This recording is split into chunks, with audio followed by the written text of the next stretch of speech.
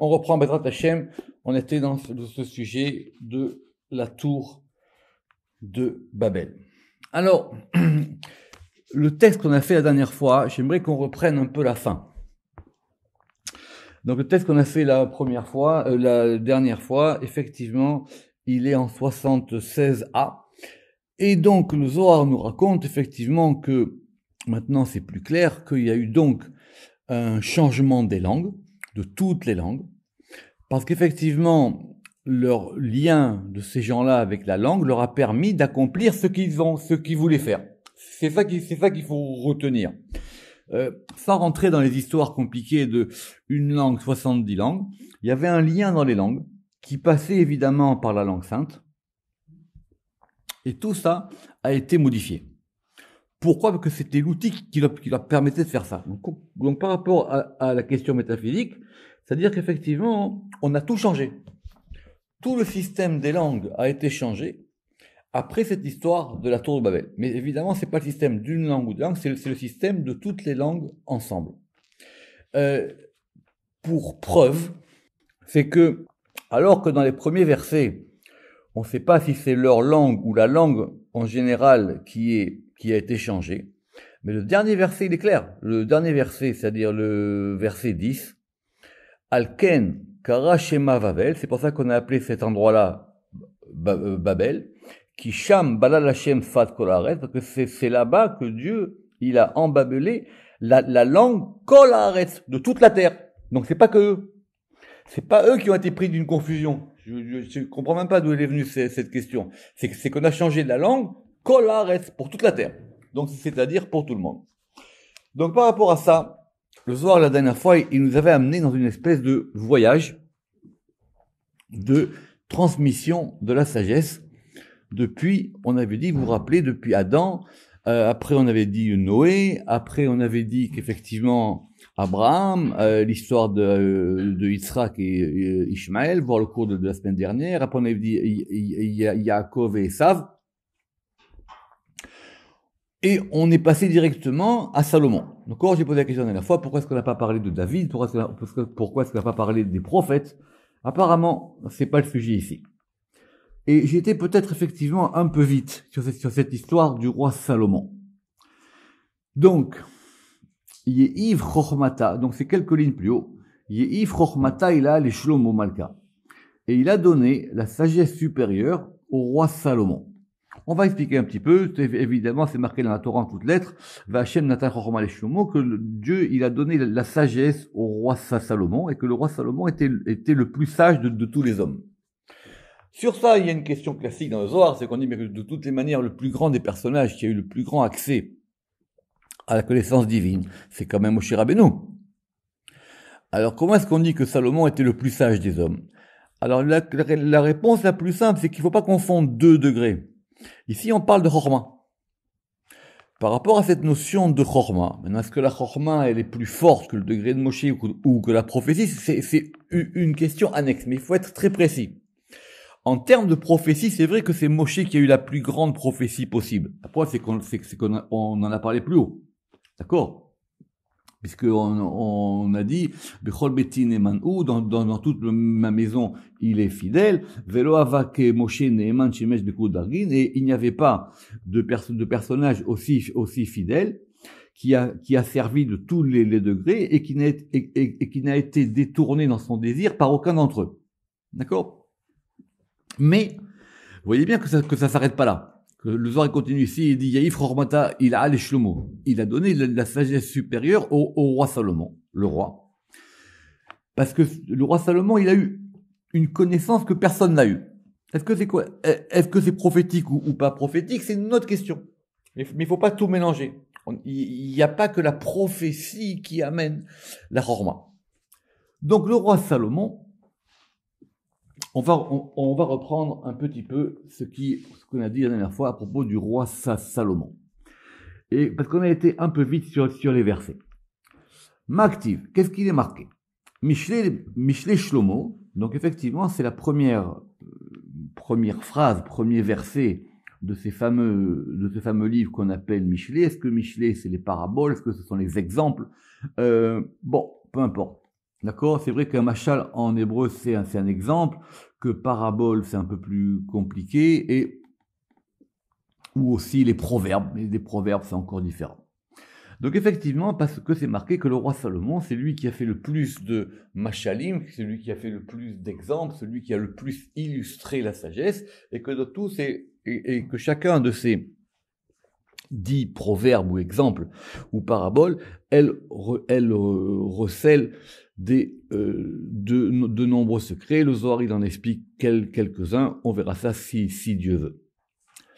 Simplement, quand on va directement à la fin, c'est pour ça que le Zohar ici va vite, vous voyez qu'on est passé du chapitre 1 au chapitre 30. Et là-bas, il y a une phrase, évidemment, dans Michelet, tout est compliqué, mais il y a une phrase un peu énigmatique.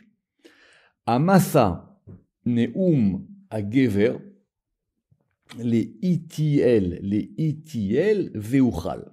Alors c'est très compliqué parce que d'après la Massora, est-ce que les itiel c'est en 2 mots, les itiel, ou est-ce que c'est en un seul mot? Et qu'est-ce que ça veut dire? Alors, massa, littéralement, c'est le fait d'élever une chose. Je crois qu'il traduit une harangue, c'est-à-dire c'est le fait que quand on porte un discours haut. Pourquoi on ne peut pas traduire par discours? Parce qu'effectivement, on a tout de suite après la notion de neum.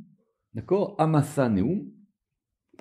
Donc la harangue, le discours à Gever, Gever c'est le héros, c'est le fort. Les itiel, c'est écrit 2 fois. A-I-T-L. Est-ce que Itiel c'est un personnage, et si c'est ce personnage qui y vient, d'où est-ce qu'il vient? Les commentateurs ne sont pas d'accord là-dessus. Et il y a marqué Veuchal, et je pourrais. Donc, le roi Salomon, il dit qu'il a un haut, qui porte un haut discours, et qu'il peut le faire. Le Zohar, évidemment, qu'est-ce qu'il fait? Il va, selon la version qu'on va couper les Itiel en 2, et donc, que le roi Salomon a marché le mot, que le roi Salomon, il a dit Itiel, Dieu est avec moi. Iti avec moi, elle. Dieu est avec moi. Donc, comme Dieu est avec moi, Vechorma dilehu, et sa sagesse, elle est à lui. Vechorma dilehu, et cela est sa sagesse. Et c'est sa sagesse. Pourquoi c'est marqué 2 fois? C'est encore une autre question. Veuchal, et ça veut dire quoi? Et je pourrais,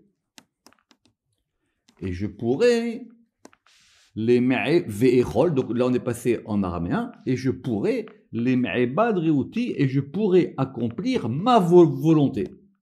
Ça veut dire Dieu est avec moi, et donc effectivement, moi je vais pouvoir faire ce que je veux, parce que maintenant j'ai accès à cette sagesse supérieure. Simplement, qu'est-ce qui se passe? La dernière fois, le Zohar ici va vite, il dit, mais l'Evatar, alors, mais qu'est-ce qui est écrit plus tard? Et là, on passe directement dans les rois, d'accord? Alors, dans les rois 1, 11, 14, il y a marqué là-bas que Vayakem Hashem Satan Lishlomo, que le roi, que Yudke Vavke, il a levé, Vayakem, il a élevé un accusateur, un Satan pour le roi Salomon, parce que le roi Salomon, effectivement, il a fait des bêtises. Et donc, ces bêtises ont conclu qu'il allait perdre une partie de sa sagesse. D'accord? Ça c'était quand on y est. Alors, je vous ai dit la dernière fois, il y a un Zohar qui dit qu'à la fin de sa vie, il y avait le roi Salomon, il n'avait pas le même degré de connaissance divine, de sagesse, que c'était par rêve, alors qu'au départ c'était éveillé, etc., etc. C'est un grand sujet. Comment ça s'est passé pour la fin de vie du roi Salomon. Donc, ce qui veut dire que chemin faisant, quand on nous a décrit maintenant cette histoire de la transmission de la sagesse chez ces personnages, effectivement, il y a eu des degrés, des fois, de perdition ou des degrés qui n'ont pas été bien transmis. Pourquoi on nous parle de ça? Parce qu'effectivement, la dernière fois, j'ai posé la question, mais de toutes les manières, tu me ramènes Abraham, Yitzhak, Yaakov, tu me ramènes, Abraham, Yitzhak, Moshe et Shlomo. Mais nous, on parle de la tour de Babel. La tour de Babel, c'était bien avant Abraham. D'accord? Très bien. Donc, c'est ce que le Zohar va ici nous dire, et on va reprendre ce qu'on a vu la dernière fois. Tachavé, donc viens et vois. Ça veut dire, maintenant, je vais te faire montrer pourquoi est-ce que je t'ai ramené tout ça. Begin, à cause de Alors, Veirou de Chorma. Veirou de Chorma, j'ai un peu hésité la dernière fois, parce que littéralement, c'est Veir, c'est petit en araméen, d'accord? Veirou, c'est un adjectif. D'accord, le va final, il indique un adjectif. Donc, ça veut dire à cause du peu de sagesse. Mais c'est vrai que la bonne traduction, elle est, en tout cas la traduction interprétative, elle est mieux faite chez Matt et chez Charles, parce qu'il dit à cause des résidus, à cause des fragments de sagesse. Ça veut dire que de toute cette sagesse, il restait des fragments. Mais littéralement, Veirou, ça veut dire effectivement à cause des petitesses de la sagesse, des Ashkahu Elin, qu'on trouvait, ou que eux, ils ont trouvé, c'est-à-dire qui c'est eux? Les gens de la tour de Babel. Mais à ou Chochma des Kadmae, de cette sagesse des anciens. Idgaroube Bekucha Berechu, c'est avec ça qu'ils se sont mis en guerre contre Dieu. Donc, ils ont eu accès on verra comment, il faut pas être pressé. Shuraki, il traduit de l'infime reliquat. C'est pas mal. Bon, c'est pas du tout littéral, mais en tout cas, on a bien compris ça. Ça veut dire qu'il restait quelque chose. Il y a quelque chose qui a perduré. On va voir plus tard. La suite du soir, c'est pour ça que j'ai ramené la suite, va nous expliquer ça. C'est pas la peine de le voir pour maintenant. Mais grâce à ça, ils ont pu donc lutter contre Kuchabrihu. Ou Banu Migdal, et donc ils ont construit une tour. Ve'avdu kolmade avdu, et ils ont donc fait tout ce qu'ils ont fait. C'est-à-dire, c'est quoi? Alors c'est vrai que cette expression est bizarre. Ça veut dire quoi? Ils ont fait tout ce qu'ils ont fait. Oui, alors il veut pas tout nous dire. Ils ont fait des choses graves. D'accord? Ad de idbadaru me'alan peara, jusqu'à ce qu'ils aient été dispersés des surfaces de la terre. Velo ishta'ar be'u chorma, et il ne restait plus en eux de sagesse, les me'ebad midé, pour pouvoir agir. Donc, comment est-ce que, prenons les choses simples, ils ont en eux allez, on va dire en mauvais français, ils ont gratté des fonds de casserole. Ils ont gratté des fonds de casserole de choses qui étaient perdues. Et avec ça, ils ont dit, on va faire des choses graves. Très bien. Maintenant, et parmi cette chose grave, c'est effectivement la construction de cette tour. Et on verra aussi l'histoire de la tour et de la ville. Comme que c'était Ir Vamigdal. Ils ont fait tout ce qu'ils ont fait, jusqu'à ce qu'on les disperse. Et quand ils ont été dispersés, il ne leur est pas resté de sagesse pour pouvoir agir. Alors c'est quoi? Ils l'ont perdu, ils l'ont oublié. C'est quoi? Ça va être ça la grande question qui va nous occuper maintenant jusqu'à la fin, si Dieu veut, de ce cours, dans les prochains cours. Aval, mais les hymnas des athées, mais au temps qui viendra, donc au temps qui vient. Itar Kucha Berechu, le Saint béni soit-il, il éveillera cette sagesse dans le monde. Itar Kucha Berechu Chorma Be'alma, Veifalchun Lebe, et ils le serviront avec. La vérité, sur une phrase de Zohar comme ça, on peut faire un livre. Ça veut dire quoi? Veifalchun Lebe. Ils le serviront avec. Ça veut dire quoi? C'est-à-dire donc on peut servir Dieu sans sagesse. On peut servir Dieu sans avoir accès à cette sagesse. Mais c'est pas le but. Celui qui a accès à cette sagesse supérieure, son service divin, il est tout autre. Il change complètement. Donc, Kaviachol, que maintenant, même qu'effectivement on sert Dieu, on le sert, mais on n'a pas accès à ça. Puis la preuve, c'est que cela ne viendra que dans les temps qui viennent. Adao dirtiv, comme il est écrit, Ve'et ruchi eten bekir bechem, et je donnerai, alors littéralement, et je donnerai, ruchi c'est mon esprit ou c'est mon souffle, bekir bechem en leur sein, va'asiti, et je ferai.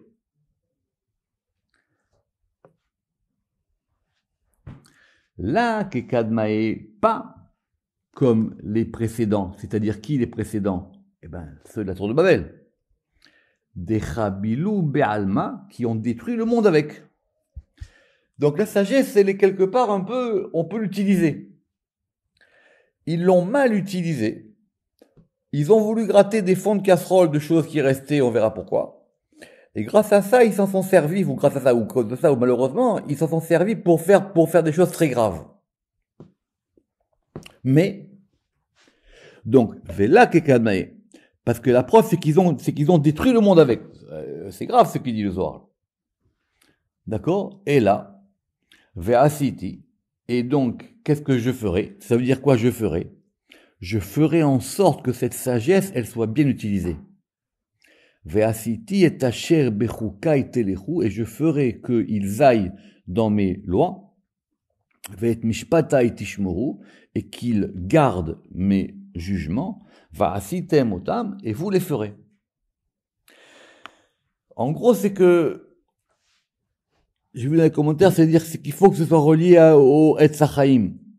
Tant que cette sagesse-là, nous, on la voit comme une dualité, dans Etzadat Tovara, du bien et du mal, alors effectivement, on peut s'en servir pour le bien ou pour le mal. Mais si maintenant on arrive à connecter ça par rapport à l'arbre de vie, alors effectivement, il n'y a pas de déviance possible. Ça, c'était pour terminer le passage de la dernière fois. Évidemment, on pourrait y passer beaucoup plus de temps. Donc, évidemment, le Zohar, il est propre à ça. Tout de suite, on a l'impression qu'on passe à quelque chose d'autre et on va tout de suite comprendre la transition. Rabbi Yossi et Rabbi Chia voisé Beorcha. Donc, il y avait deux personnages qui étaient en chemin. Rabbi Yossi et Rabbi Chia, ils étaient en chemin. Le Ketempaz, il dit, mais pourquoi est-ce qu'on nous ramène cette histoire ici? Parce que Rabbi Chia, effectivement, il y a un marqué dans le Zohar que quand on est en chemin, il faut effectivement toujours se relier à l'arbre de vie, ce qui est donc propre de notre sujet. Donc on ne s'est pas éloigné. Parce que rappelez-vous que notre histoire, elle commence comment? Notre histoire, elle commence par des gens qui partent en voyage. Vaïsoum et Kedem. Notre histoire, elle commence par des gens qui se sont déplacés. Alors là, maintenant, on va voir c'est quoi des gens qui se déplacent. Et ce texte-là va clôturer à la fois notre sujet et à la fois la parachate noire dans le Zohar. Amar Rabbi Yossi le Rabbi Chia, Rabbi Yossi il a dit à Rabbi Chia, Niftar be'oraita, donc nous allons donc ouvrir avec la Torah, ça veut dire, alors, Niftar c'est une belle expression, ça veut dire c'est quoi ouvrir? C'est ouvrir le chemin. La Torah elle ouvre une route. Il faut le prendre au sens littéral ici. Niftar be'oraita, ça veut dire qu'elle ouvre une route. On va ouvrir notre route. On est en chemin, on va ouvrir notre chemin. Venima mila, et on va dire une parole. Alors évidemment, le Zohar, maintenant vous commencez à comprendre, on a l'impression qu'il va nous amener ailleurs. Et donc ils sont en train de parler, donc il y a beaucoup de textes du Zohar, je répète, qui parlent de cette notion du chemin. Il y avait un très beau Zohar dans Bereshit Bereshit sur Tilat Haderer, sur c'est quoi cette bracha qu'on fait quand on est en route, comment est-ce qu'il faut se protéger, comment est-ce que le chemin, c'est la shrina, enfin bref, il y a tout un grand sujet, c'est cette notion de derer dans le Zohar. Donc ils vont commencer à parler, et donc le premier qui parle, c'est Rabbi Yossi. Pourquoi je dis ça? Parce que c'est important, rappelez-vous bien ces deux locuteurs. Rabbi Yossi Rabbi Yossi, il a commencé, et il a dit, alors, Ki Hashem Elohecha mitaler bekerev machanecha le'atzilecha ve'latet oivecha lefanecha ve'aya machanecha kadosh ve'lo yire becha ervat davar ve'shav me'achecha. Alors c'est un très joli verset. On va prendre un peu de temps. C'est en Deutéronome. Vous pouvez le noter. C'est en Deutéronome 23, 15. Alors, Ki Hashem Elohecha, parce que Yudke Vavke, ton Dieu, Mitalech. Alors, Mitalech, ça va être ça nos difficultés dans ce verset. Il se déplace. Il va, d'accord? Tout le monde a compris la notion de alicha, olech, d'accord? Mais mitalech, c'est mitpael, c'est-à-dire, on va essayer de creuser un peu ça. Mitalech, bekerev machanecha, au sein de ton camp, leatzilecha, pour pouvoir te délivrer, Velatet oivecha lefanecha, et de donner tes ennemis devant toi. Ve'aya machanecha kadosh, et ton camp sera saint. Ve'lo yire becha, et on ne verra pas en toi ervat davar. Deuxième difficulté du verset, ervat davar, ça veut dire quoi ervat davar? Littéralement, une chose de nudité. Ça, c'est le pshat. Évidemment, davar, je vous donne la suite tout de suite pour que vous compreniez un peu mieux. Le Zohar, il va dire que davar, c'est une parole. Il ne faut pas qu'il y ait en toi de paroles nues. Veshav me'achecha. Et parce que sinon, c'est ça a priori la conséquence, Veshav me'achecha, il retournera en arrière. Le début du verset, il dit quoi? Donc Dieu, il passe, il est avec nous. Et évidemment, de quoi on parle? On parle effectivement du camp d'Israël. Et à condition que ton camp il soit saint, et que tu aies une parole qui soit pas une mauvaise parole. Veshav me'achecha, et sinon, il se met derrière. C'est-à-dire, débrouillez-vous, et puis moi, je vous laisse passer devant, et je vous fais regarder ce qui se passe.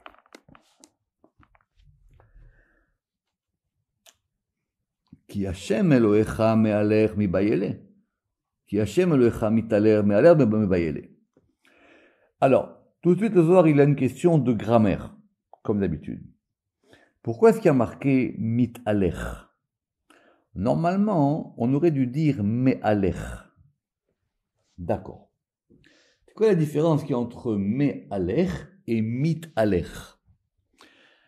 Alors, pour ceux qui sont forts en grammaire, la question, a priori, elle est difficilement compréhensible. Que nous dit le Zohar? Kama deitmar, la preuve, c'est que quand on emploie mitaler, il y a marqué mitaler mitaler began les ruach hayom. Il se déplace dans le jardin, les ruach hayom, en Genèse 3:8. Ça change quoi, me'aler ou mitaler? Il s'agit effectivement, après la faute, et là-bas il y a marqué, Vayishmeu et kol Hashem Elohim, ils ont entendu la voix de Yud-Kei Vav-Kei Elohim, mitaler, qui se déplace, began, dans le jardin, les ruach hayom, dans le, qu'on va dire, beruach hayom, dans le souffle du jour. Vayitchabe Adam veishto, effectivement, ils se sont donc cachés, Adam et sa femme, Mipnei Hashem, devant Hashem Elohim, Betor Etz Hagan, dans le Etz Hagan, où ils sont cachés, c'est une grande question là-bas. C'est quoi le pshat du Zohar? Mitaler began les ruach hayom. Veda ou ilana, et ça c'est quoi? C'est l'arbre des achal mine Adam Arishon, dont Adam Arishon il a mangé. Reprenons, avant de regarder sur Mitaler, ils sont dans le jardin, ils ont fauté, ils pensent qu'effectivement, ou peut-être que ça va passer un peu comme ça, et tout d'un coup, ils entendent une voix, et cette voix, elle se déplace dans le jardin, et tout de suite, ils se cachent, et ils se cachent où? Ils se cachent dans l'arbre. Dans quel arbre? Ils se sont cachés, comme dit le Zohar, dans l'arbre où ils ont fauté. Donc, ils sont partis se cacher. Donc, apparemment, c'était pas un petit arbre. Hein. Ils sont partis se cacher dans l'arbre de la connaissance du bien et du mal. Ok. Mitaler nouva, mealer dechora. Mitaler, c'est féminin. Et mealer, c'est masculin. Prenons un peu de temps. C'est vrai que dans le verset qu'on vient de voir, c'est quoi le sujet de la phrase? C'est kol. Kol Hashem Elohim mitalech. Kol, kolot, c'est un féminin en hébreu. Donc quand on dit qu'une voix se déplace, c'est kol mitalech. Le sujet de notre phrase dans le verset qui est Ki Hashem Elohecha mitalech. Le sujet, il est masculin. C'est Yudke Vavke. Très bien. Donc, question de Rabbi Yossé, dans le fait que Dieu se déplace avec les Bnei Israël, il y a un côté masculin, il y a un côté féminin. Très bien. Le Ketem Paz, il n'est pas d'accord. Il dit que du point de vue de la grammaire, on peut quand même entendre que Mitaler, c'est un masculin. Pourquoi? Parce que si c'était un vrai féminin, on dirait Mitalechet. Exactement. On dit vrai Mitalechet. Quand on dit Mitalech, la finale, elle est masculine. Chavakubaro. Vedahu de Azil Kamahu de Israël. Et c'est ça que le Saint béni soit-il, il allait donc, comme je vous ai dit, de ce qu'on comprend du verset, Kamahu d'Israël, il allait devant Israël, Kadavu Azle Bamidbara, lorsqu'ils étaient dans le désert. Très bien. C'est une grande question, vous vous rappelez au moment de Shiratayam, que est-ce que il y avait une protection devant, derrière, sur les côtés ou par derrière? Parce que juste avant qu'il soit devant la mer Rouge, vous rappelez-vous que dans ces fameux là où on a trouvé le Shema Inbet, on voit bien que c'est marqué que les anges qui étaient derrière, ils sont mis, enfin les anges qui étaient devant, ils sont mis derrière. Revenons. La preuve, et revenons toujours sur cette question de aller. Dirtiv, va Hashem olech lifnehem yomam. Que Dieu, il va devant vous, yomam. Daou de Azil Kame de Barnash. Et le Zohar tout de suite il dit mais c'est un principe général. Parce que Dieu il va devant un homme, Kadazil Beorcha, lorsqu'il va en chemin. Donc, c'est complexe. Si certaines conditions sont réunies, il y a une présence divine même quand on est en chemin. Alors vous allez me dire que c'est ça la beauté extrême du Zohar. C'est que Rabbi Yossé et Rabbi Chia, ils sont en chemin. De quoi ils parlent? Ils parlent de la notion de chemin. Et pourquoi on nous parle de ça? Pour nous expliquer qu'au départ, il y a un chemin qui a mal tourné, qui était le chemin de ceux qui sont partis pour faire la tour de Babel. D'accord? Ça c'est la magie du Zohar. C'est que tous les sujets s'imbriquent. Et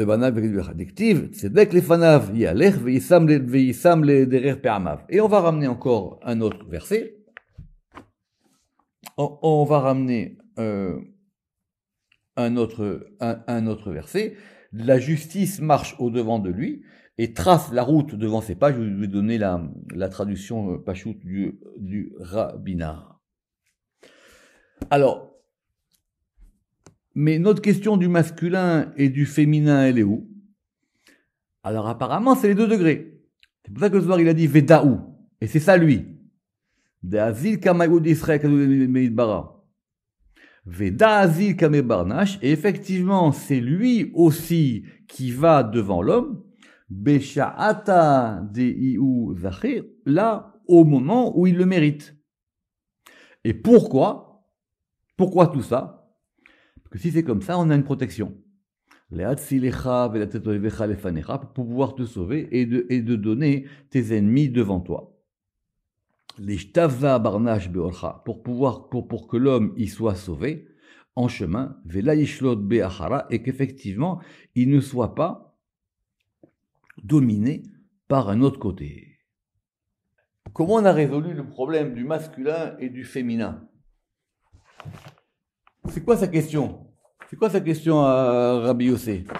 Qu'est-ce qu'il veut nous dire? Est-ce que vous comprenez la question? Et ok, Besséder, donc il y a un côté masculin, il y a un côté féminin. Très bien. Alors quoi? C'est la Shrina, c'est Kodesh Brechou. Alors les deux, ils sont ensemble et ils sont capables de nous protéger quand on est en chemin. Réfléchissez à ça. On reprendra ça la prochaine fois. Baruch Adonai Le'olam. Amen ve Amen.